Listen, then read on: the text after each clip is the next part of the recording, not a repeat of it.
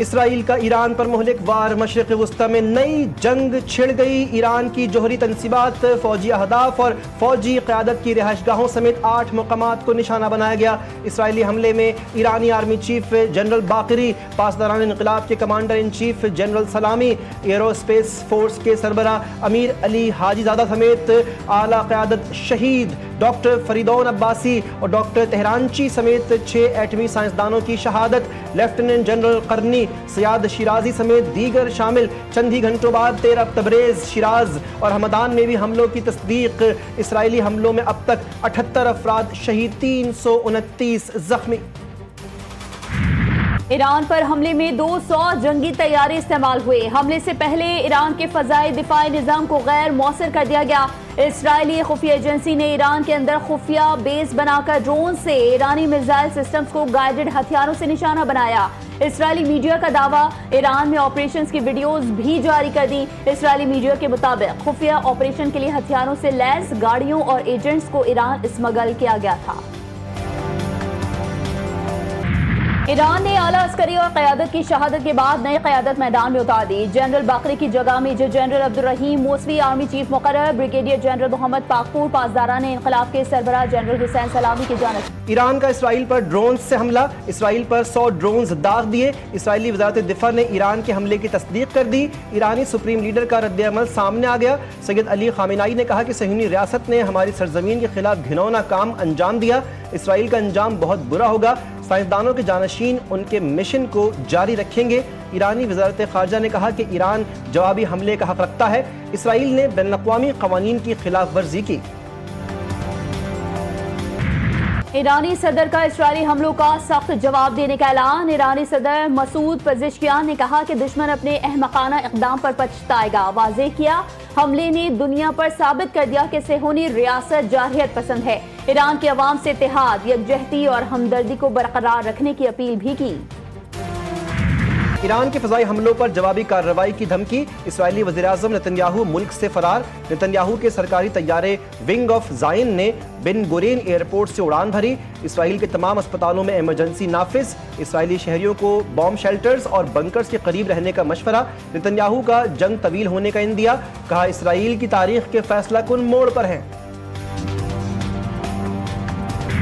ایران نے معاہدہ نہ کیا تو صفائے ہستی سے مٹ جائے گا۔ امریکی صدر ٹرمپ کی کھلی دھمکی، کہا تہران کو امریکہ کے ساتھ فوری طور پر معاہدہ کر لینا چاہیے، بصورت دیگر حالات مزید خطرناک رخ اختیار کر سکتے ہیں۔ امریکہ دنیا کے سب سے جدید اور تباہ کن ہتھیار بناتا ہے، اسرائیل کے پاس یہ ہتھیار موجود ہیں اور وہ ان کا استعمال کرنا بھی جانتا ہے۔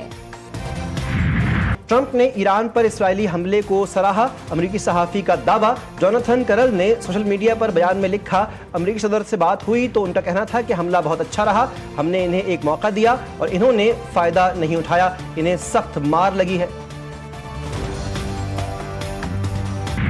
اسرائیل اور ایران کے درمیان کشیدگی، دنیا بھر میں فلائٹ آپریشن متاثر ہونے کا خدشہ۔ خبر رساں ادارے کے مطابق دنیا کے اہم ایئرپورٹس پر فلائٹ آپریشن متاثر، خلیجی ممالک کی اہم پروازیں منسوخی اور تاخیر کا شکار۔ متحدہ عرب امارات کی ایئر لائنز نے تل ابیب، عراق، اردن، لبنان اور ایران سے آنے اور جانے والی پروازیں معطل کر دیں۔ بھارت اور شام کا فلائٹ آپریشن بھی متاثر، ایران اسرائیل کا فلائٹ آپریشن بند ہے۔ تل ابیب میں ایران کے جوابی حملے کے پیش نظر جہاز محفوظ مقام پر منتقل۔ اسرائیلی جارحیت کے بعد ایران امریکہ کے بالواسطہ ہونے والے جوہری مذاکرات منسوخ۔ ایران میڈیا کے مطابق ایران نے اتوار کے روز عمانی ثالثی میں ہونے والے جوہری مذاکرات میں شرکت سے انکار کر دیا۔ عمان نے اسرائیلی حملوں کو لاپرواہی قرار دیتے ہوئے کہا، ان حملوں سے امریکہ اور ایران کے درمیان مذاکرات غیر یقینی صورتحال کا شکار ہو گئے ہیں۔ صدر مملکت آصف علی زرداری کی ایران کے خلاف اسرائیلی جارحیت کی شدید مذمت، کہا اسرائیلی حملے ایران کے خود مختاری علاقائی سالمیت کی کھلی خلاف ورزی ہیں۔ وزیر اعظم شہباز شریف کی بھی ایران پر اسرائیلی حملے کی شدید مذمت، وزیر اعظم کا انسانی جانوں کے ضیاع پر ایرانی عوام سے اظہار یکجہتی، کہا کہ ایران پر حملہ غیر مستحکم خطے کو مزید عدم استحکام سے دوچار کر سکتا ہے۔ عالمی برادری اقوام متحدہ سے جنگ روکنے کے لیے اقدامات کا مطالبہ کرتے ہیں۔ نواز شریف نے کہا، اسرائیل کا ایران پر حملہ افسوسناک ہے۔ پاکستان کی ایران پر حملے کی شدید مذمت، ایرانی حکومت اور عوام سے یکجہتی کا اظہار۔ قومی اسمبلی اور سینٹ میں ایران پر اسرائیلی حملے کے خلاف قرارداد متفقہ طور پر منظور۔ وزیر خارجہ نے کہا کہ اسرائیل نے UN چارٹر کی خلاف ورزی کی، عالمی برادری کا فرض ہے کہ اسرائیلی حملے کا نوٹس لے۔ ایاز صادق نے اسرائیل کو دہشت گرد ریاست قرار دیا۔ سینیٹر عرفان صدیقی بولے اسرائیل دہشت گردی کر رہا ہے۔ شبلی فراز نے کہا کہ جنگ کے ہم پر بھی اثرات ہوں گے۔ بیرسٹر گوہر اور عمر ایوب کا OIC اجلاس بلانے کا مطالبہ۔ ایران پر اسرائیلی حملے کے بعد عالمی برادری میں شدید تشویش کی لہر۔ سعودی عرب نے مشرق وسطی میں امن کی بحالی اور معیشت کو لاحق خطرات پر تشویش ظاہر کی۔ ترکیہ کا جنگ بندی پر زور، اقوام متحدہ کی تمام فریقین سے ضبط اور فوری مذاکرات کی اپیل۔ آسٹریلیا اور نیوزی لینڈ کی صورتحال کو خطرناک قرار دے کر فریقین سے تصادم سے گریز کی درخواست کی۔ برطانیہ کی بھی کشیدگی کم کرنے کی درخواست۔ جاپان نے شہریوں کی حفاظتی حل پر زور دیا۔ ایران پر اسرائیل کے حملے، اقوام متحدہ کی سلامتی کونسل کا ہنگامی اجلاس طلب۔ اجلاس ایران کی درخواست پر بلایا گیا۔ ایران کی جانب سے صہیونی ریاست کے حملے پر اس کے محاسبے کا مطالبہ کیا جائے گا۔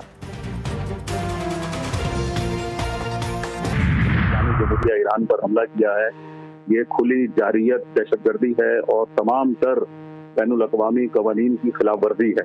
امریکہ یہ چاہتا ہے کہ مشرق وسطی میں صرف ایک ہی ایسی غاصب ریاست ہے، اسرائیل، جو رہے، جس کی بالادستی پورے خطے پر قائم رہے اور وہ جب چاہے جہاں چاہے وہ بدماشی کرے، غنڈہ گردی کرے اور معصوم انسانوں کا قتل عام کرے۔ ایران پر حملے کے پیچھے امریکہ ہے۔ جنرل سیکرٹری فلسطین فاؤنڈیشن ڈاکٹر صابر ابو مریم کی GTV نیوز سے خصوصی گفتگو۔ کہا امریکی حکومت چاہتی ہے اسرائیل کو کھلی چھوٹ دی جائے، ایران اسرائیل کو بھرپور جواب دے گا۔ امیر جماعت اسلامی پاکستان حافظ نعیم الرحمان کے اسرائیلی حملے کی مذمت۔ کہا امریکہ کی پشت پناہی پر اسرائیل حملے کر رہا ہے۔ اسرائیلی جارحیت کے خلاف ایران بھر میں غم و غصہ۔ تہران اور قم میں لاکھوں شہری سڑکوں پر آ گئے۔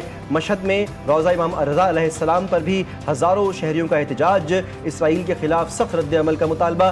قم میں واقع مسجد جمکران پر انتقام کا سرخ پرچم لہرا دیا گیا۔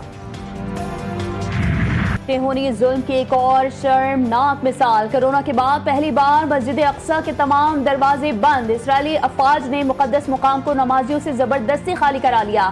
عبادت گزاروں کو دھکے دے کر باہر نکالا گیا، جس پر فلسطینی حلقوں میں شدید رد عمل۔ بیت المقدس میں صورتحال انتہائی کشیدہ۔ عالمی برادری بدستور خاموش تماشائی بنی ہوئی ہے۔ مسجد اقصی کی بے حرمتی پر مسلم دنیا میں شدید غم و غصہ۔ عالمی منڈی میں خام تیل کی قیمتوں میں اضافہ۔ لندن برینٹ آئل کی قیمت $75.65 فی بیرل ہو گئی۔ امریکی WTI تیل $6.43 اضافے سے $74.47 پر آ گیا۔ ایران پر اسرائیلی حملوں کے بعد خام تیل کی قیمتوں میں 12% اضافہ دیکھا گیا۔ To rise before this August House to present the annual budget of ₹3,450 billion for the financial year 2025-26 for the province of Sindh. So the government's top priorities, I will start with the health department with a motto of health for all. Sindh کا 34.51 ارب کا budget پیش۔ وزیر اعلیٰ سندھ نے budget پیش کیا۔ سرکاری ملازمین کی تنخواہوں اور پینشن میں اضافہ۔ گریڈ 1 سے 16 تک کے ملازمین کے لیے 12% ایڈ ہاک ریلیف الاؤنس ملے گا۔ گریڈ 17 سے 22 کے ملازمین کو 10% ایڈ ہاک ریلیف دیا جائے گا۔ معذور ملازمین کے لیے کنوینس الاؤنس میں اضافہ۔ وزیر اعلیٰ سندھ کا تعلیم اور صحت کے بجٹ میں نمایاں اضافے کا اعلان۔ تعلیم کا بجٹ کل اخراجات کا 25.3% ہوگا۔ پرائمری تعلیم کے لیے 156.2 ارب اور سیکنڈری تعلیم کے لیے 77.2 ارب مختص کیے گئے۔ صحت کے شعبے کے لیے 326.5 ارب روپے رکھے گئے ہیں۔ سندھ انسٹیٹیوٹ آف یورولوجی کے لیے 19 ارب اور لاڑکانہ میں نئے اسپتال کے لیے 10 ارب شامل ہیں۔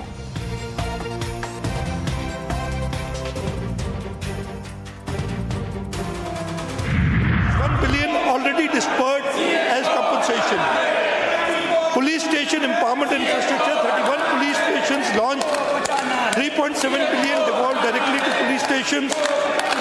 SHOs and sub-investigation officers designated as drawing and disbursement officers for localized decision making.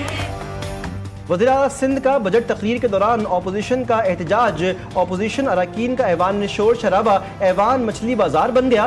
Sindh assembly میں اپوزیشن لیڈر علی خورشیدی نے کہا یہ بجٹ سندھ کا نہیں وڈیرا شاہی کا بجٹ ہے، صرف جاگیرداروں اور وڈیروں کے مفادات کا تحفظ کرتا ہے۔ بجٹ میں شہری سندھ کو جان بوجھ کر نظر انداز کیا گیا۔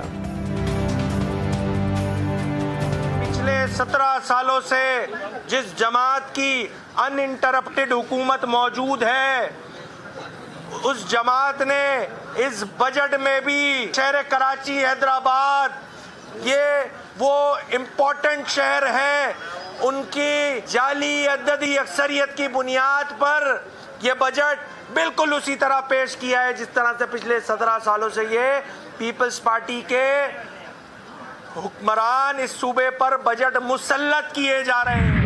سندھ حکومت کا مالی بوجھ کم کرنے کے لیے 5 محصولات ختم کرنے کا اعلان۔ سندھ میں پروفیشنل ٹیکس اور انٹرٹینمنٹ ڈیوٹی ختم کرنے کا فیصلہ۔ وزیر اعلیٰ سندھ سید مراد علی شاہ نے کہا موٹر وہیکل ٹیکس میں کمی کی جا رہی ہے، سیلز ٹیکس کو آسان بنانے کے لیے نیگیٹو لسٹ سسٹم متعارف کرایا جائے گا۔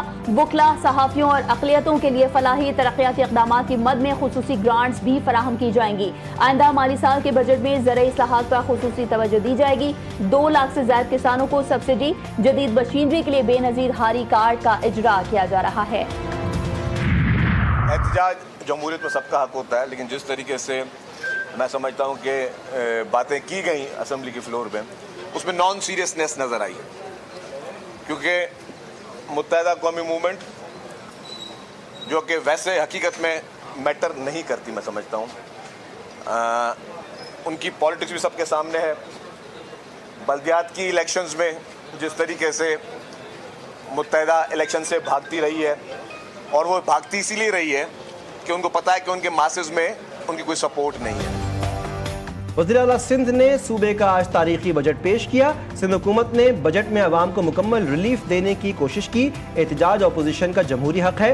وزیر اطلاعات سندھ شرجیل میمن کہتے ہیں مہنگائی کے دور میں جتنا ریلیف دے سکتے تھے دیا۔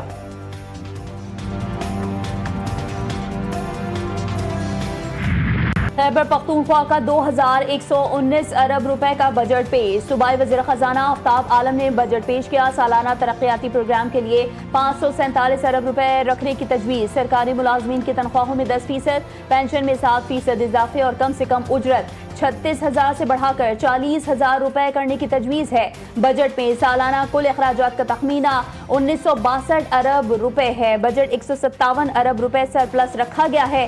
آفتاب عالم نے کہا وفاق کی جانب سے NFC کی مد میں 42 ارب روپے کی کٹوتی کی گئی۔ وفاق کی جانب سے ضم شدہ اضلاع کے جاری اخراجات میں 40 ارب روپے کی کم ادائیگی کی گئی۔ وفاقی بجٹ دھوکہ ہے، ہم پاٹا اور فاٹا میں ٹیکس نہیں مانیں گے، وزیر اعلیٰ خیبر پختونخوا نے کہہ دیا۔ علی امین گنڈاپور نے کہا احتجاج کرنا اپوزیشن کا حق ہے، آپ تجاویز دیں، ہم تیار بیٹھے ہیں۔ بجٹ کے حوالے سے بانی PTI کا فیصلہ ہمارا فیصلہ ہوگا۔ پانی جیسے حساس وسائل کا بطور ہتھیار استعمال خطرناک رجحان۔ پاکستان ماحولیاتی بحران کا سب سے زیادہ متاثرہ ملک ہے۔ چیئرمین پاکستان پیپلز پارٹی بلاول بھٹو زرداری کہتے ہیں یورپی وزارت خارجہ حکام سے ملاقات میں خطے کے امن پر زور دیا، بھارت کی جارحانہ پالیسیوں پر پاکستان کا دو ٹوک موقف پیش کیا۔ بلاول بھٹو کے ایران پر اسرائیلی حملے کی مذمت، عالمی برادری سے جنگ فوری رکوانے کا مطالبہ۔ UN جنرل اسمبلی نے غزہ میں جنگ بندی کی قرارداد منظور کر لی۔ 149 ملکوں نے حمایت اور 12 نے مخالفت کی۔ 19 ملکوں نے رائے شماری میں حصہ نہیں لیا۔ قرارداد میں اسرائیل میں قیدی فوجیوں کی واپسی اور غزہ سے فوج کے مکمل انخلاء کا مطالبہ کیا گیا۔ حماس کی جانب سے یرغمال بنائے گئے افراد کی رہائی کا بھی مطالبہ۔ بھارت میں تباہ ایئر انڈیا کے بوئنگ 787 کا ایک بلیک باکس مل گیا، دوسرے کی تلاش جاری۔ حادثے میں عملے کے 12 اراکین سمیت 240 مسافر ہلاک ہوئے۔ خوش قسمتی سے ایک مسافر زندہ بچ گیا۔ طیارہ گرنے سے ہاسٹل تباہ ہوا۔ حادثے میں مجموعی طور پر 290 افراد ہلاک ہوئے۔ برطانوی وزیر خارجہ کا فضائی حادثے کے معائنے کے لیے ٹیم بھارت بھیجنے کا اعلان۔ سب کچھ میری آنکھوں کے سامنے ہوا، کچھ وقت کے لیے مجھے لگا کہ مرنے والا ہوں۔ ایئر انڈیا کی پرواز کے واحد زندہ مسافر نے طیارہ حادثے کی داستان سنا دی۔ وشواس کمار نے کہا یقین نہیں کہ میں کیسے باہر زندہ نکل گیا۔ محکمہ موسمیات نے بالائی سندھ کے تمام اضلاع میں آندھی اور بارش کا امکان ظاہر کر دیا۔ محکمہ موسمیات کے مطابق بالائی سندھ کے تمام اضلاع میں آندھی اور بارش کا امکان ہے، جبکہ جھکڑ چلنے اور بارش سے گرمی کی لہر میں بھی کمی ہوگی۔ آج سے 16 جون تک پنجاب، کے پی، اسلام آباد، کشمیر اور گلگت بلتستان میں بھی بارش کی پیش گوئی کی گئی ہے۔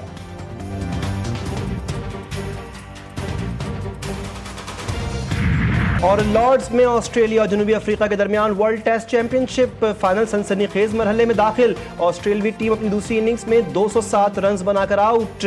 آسٹریلیا کی جانب سے مچل سٹارک 58 رنز بنا کر ناٹ آؤٹ رہے۔ آسٹریلیا کا جیت کے لیے پروٹیز کو 282 رنز کا ہدف۔ پروٹیز کے ہدف کے تعاقب میں بیٹنگ جاری۔